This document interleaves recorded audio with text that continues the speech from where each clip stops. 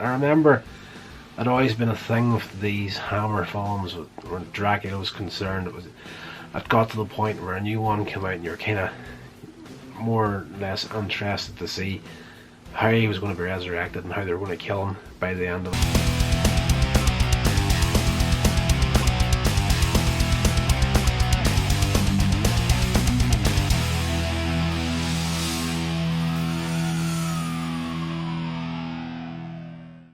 In this episode we're getting into, and as I've said at the beginning of the Hammer collection, I'm just going to go through this box set in order that the discs are coming out of it. Now it's a weird sort of an order that the discs are in there.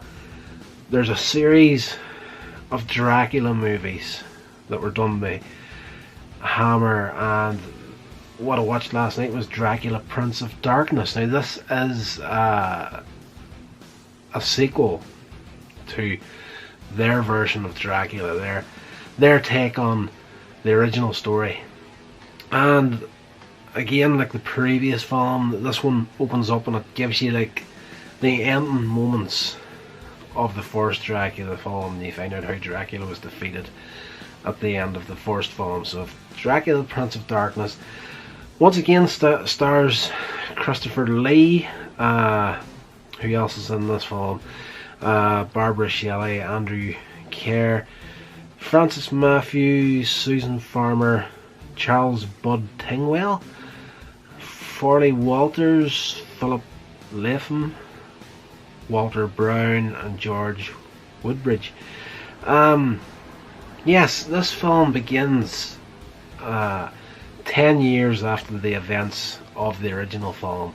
Dracula's long since dead, and the natives are paranoid when young girls are found dead or they die under what they feel is suspicious circumstances. So we open up the film with a grieving mother trying to fight off the local priest and a whole bunch of other guys ready to put a stake through the young girl's heart just to make sure she's not going to come back as one of the undead. So while they're trying to do this here, another monk turns up, and well, he's a priest but he lives in a monastery, and you know, he's just like, you know, catch yourself on, but there's no vampires anymore, it's all over and done with, and he stops him from doing it.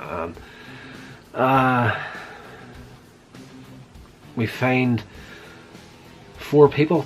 2 couples are on holiday, they're touring through the region, and you know, of course, this monk meets up with the 4 of them in the local bars. He goes in to warm his backside, is the way he puts it, by the fire. And of course we start to find out a little bit more about what's going on here. These guys are, you know, broadening their horizons by travelling, and the monk tells him to stay away from the castle. You know, he gives him some advice on where to go and what to do. Like, he can come back and stay with us and whatever. And the wife of one of the guys, as their schedule will not allow for it. So before they go on their way, he gives them their warning. You know, there's a castle, stay away from it. Dracula's castle, obviously. So it's not hard to see what's going to happen here. Like, they get a coach, they're traveling along the road, but it's starting to get dark, and like, as I said, the locals are paranoid about vampirism and whatnot, even though it's been 10 years. And it starts to get dark, they're close to Dracula's castle, and their coach driver freaks out. It's like, I'm not going any further up this road. Puts them out on the side of the road, and if you're here in the morning, I'll come back and get you. So there's a little woodcutter's cabin off the side of the road, and the original idea is to stay there that night. And all of a sudden, a carriage with 2 horses comes out of the forest, stops beside them, but the carriage has no one on it, there's no driver. So they decide, okay, it's probably better getting this coach and going somewhere safer than a little, it's not even a cabin, it's just like a log hut, wooden hut on the side of the road. that, you know, people like keep firewood and whatnot. And so they get on the carriage, and one of the guys goes up to drive it, and of course the two horses are not having any of the directions he's trying to give them, and the horses take them to Dracula's castle.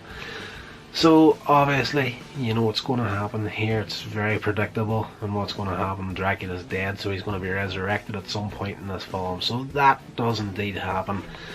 The two men and two wives are spending the night. There's the lackey of Dracula is serving them dinner and whatnot, and he's telling them that they're his master's renowned for his hospitality throughout the region. And the more they question him about who his master is, and he just says his master's passed away, he's dead, but he did leave explicit instructions that the castle should always be ready to welcome visitors. So of course during the night, like, the two couples go to bed and whatnot, and then they hear noises in the middle of the night. One of the guys goes to investigate. He gets stabbed in the back by Clove, who is Dracula's butler, and you know, drags him down on to the basement of the castle and sprinkles Dracula's ashes inside this big coffin sort of a thing, and lassos the guy around the back feet, lifts him up dangling over the top of this, slits his throat, blood drains him, mixes with Dracula's ashes, and Dracula is reborn. So it is what I remember looking at the timeline on the DVD player. I think it was just over 40 minutes before Christopher Lee makes an appearance in this film as Dracula. But he turns up, kills the wife of the guy that was sacrificed to bring him back, and attempts to kill the other couple, but during the struggle they manage to escape, and the wife is slightly injured, and they're found by the monk on the side of the road. He takes them back to the monastery. He explains everything about what's happening, who Dracula is, how he can be beaten and whatnot. And you know, it's just Dracula has had a taste of this guy's wife, and he's not going to be content until he makes her his. Oh, I should say, the wife, he didn't kill the wife of the first guy that was sacrificed for him. He turned her. She's one of the undead now. So Clove, Dracula, the undead wife of this guy, turn up at the monastery to try and gain entry to kill the girl and whatnot. And you know, of course, vampires can't come in without an invitation, but there's a guy that's been living in the monastery for 11 years that was found crazy in the forest, which, if you do the math, is 2 years before the events of the first film. So he may be in the first film. I can't say that with any degree of knowledge at this point, because I'm pretty sure at some point I've probably seen it in the past. This film here, there's a few familiar parts to me. I haven't seen it as a child at some point, but you know, seeing it again in full was a total treat last night. So this guy, of course, helps Dracula gain entry to the monastery. He gets in, trying to get the woman, eventually manages to kidnap her and try to take her back to his castle. So it's a race against time, basically, for her husband and the monk to hunt Dracula down and try and kill him. I'll not tell you how it happens at the end, but it's I remember it always been a thing with these Hammer films where Dracula was concerned. It got to the point where a new one came out and you're kind of more or less interested to see how he was going to be resurrected and how they were going to kill him by the end of it. They do manage to kill Dracula by the end of this film, but I'm not going to tell you how. You can go and check it out for yourself. That's a pretty good film. I enjoyed the heck out of this. Looking back now at the The visual effects for the day weren't bad. The horror itself was pretty good, but you know, whenever you stack it up against stuff that you see these days, like at the moment, me and my brother are watching, and I haven't seen it up to this point, as the series Sleepy Hollow, and in all honesty, the horror and whatnot, the visuals that are happening on that TV show are miles ahead and more graphic than the Hammer horrors ever were. But you know, there's a lot of these films that have got that psychological edge that'll, you'll see something that'll probably play on you for a long time. I can remember a film as a child, and it was such a simple thing, but it freaked the life out of me when I first seen it. It was no idea what the film was. I wasn't that old at the time, but it was an old town, kind of a set piece, and there was just these pair of crazy eyes that you could see. It was like someone hiding behind a wall watching someone walking past, and all you actually seen was from here to here, just the eyes, nothing else. And that visual alone freaked me out for a long time. It's just the way it was set up, the way they went through with it and whatnot. Just that was a mind, just it just got into your head and just played with you. Well, at least it did with me. And there's a few other things over the years that, you know, the sort of, not jump scares, but the sort of good setups that just kind of play on you long after you've finished watching the film.